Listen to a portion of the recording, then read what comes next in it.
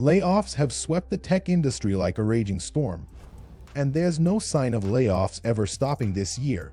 This year alone, 887 tech companies have laid off more than 110,000 employees, according to LAYOFFS.FYI, a website that analyzes layoffs in the tech sector. Those figures are rising, with the toll for November being 3 times higher than that of October. In fact, since the beginning of 2022, more tech professionals have lost their jobs than in 2020 and 2021 put together.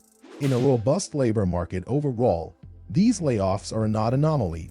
According to data from the Bureau of Labor Statistics, employers created more new employment in October than was anticipated. The unemployment rate has been stuck between 3.5% and 3.7% since April. Layoffs in the tech sector are essentially an example of social contagion, in which businesses replicate what others are doing. If you're wondering why businesses lay people off, it's because everyone else is. Layoffs are not highly supported by evidence and are the result of imitation.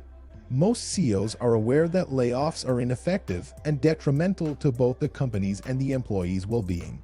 Yet, the board members blindly follow what other companies are doing, which is to embark on a massive layoff spree. For this reason alone, layoffs are bound to continue in 2023 because many tech companies would love to imitate Microsoft, Amazon, Twitter, etc. The largest tech layoffs have taken place at well-known organizations like Twitter, which cut almost half of its workforce soon after Elon Musk assumed leadership. Then, on November 16th, Musk gave employees the choice of joining a new hardcore Twitter or accepting severance. Reportedly, more than 1,200 employees chose the latter. On November 9th, Meta, the company that owns Facebook and Instagram, laid off more than 11,000 workers, or around 13% of its workforce. With a plan of 10,000 layoffs, or around 3% of its corporate workforce and fewer than 1% of its hourly workers, Amazon started to lay off staff on November 15th. Numerous well-known businesses have since followed, covering the whole spectrum of the tech industry, including e-commerce Shopify, cryptocurrency Coinbase, and payment gateway Stripe. Layoffs typically do not reduce expenses, as many laid-off employees are hired back as contractors, with firms paying the contracting firm. Layoffs rarely improve stock prices, in part because they can indicate that a company is in trouble.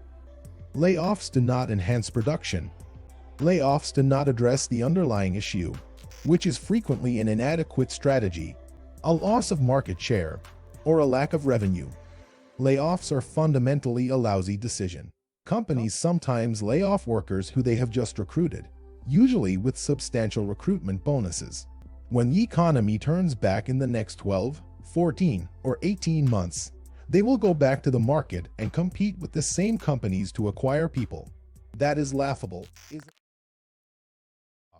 Technology workers face a tough time right now. The economic downturn and the rise of interest rates have put tech companies under pressure to cut costs. This has resulted in massive layoffs at tech firms across the globe. If you're concerned about your job security, it may be a better idea to upskill or get a second job, or perhaps join a minority union. If you're looking for a job, you might want to contact your alma mater's career office or reach out to a professional network. There are 2 main reasons why employers cut staff. They are dealing with costs, and they're worried that their company might not be profitable in the future.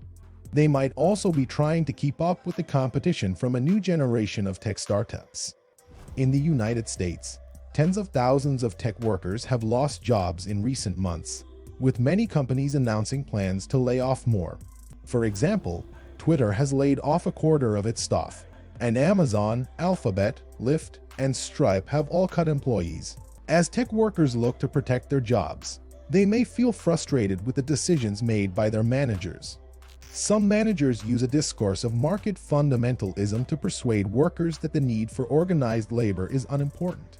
But market fundamentalism is a neoliberal ideology that has been used to elevate the market to the status of a normative force.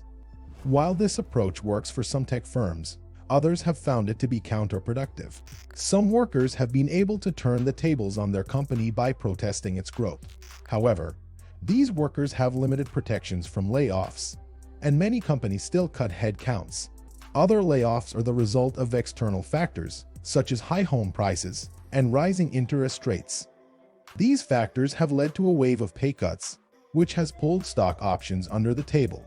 There are also firms that have frozen or slowed hiring, such as investment banking firms. A common theme throughout the recent wave of layoffs is that companies have lost the ability to retain and develop employees.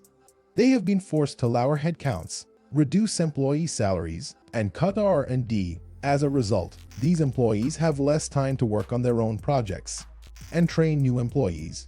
These layoffs have left some tech workers wondering whether they should even continue working for their current companies. There are many high-demand skills available, and tech workers have a unique opportunity to remain exceptional from their regular laborers.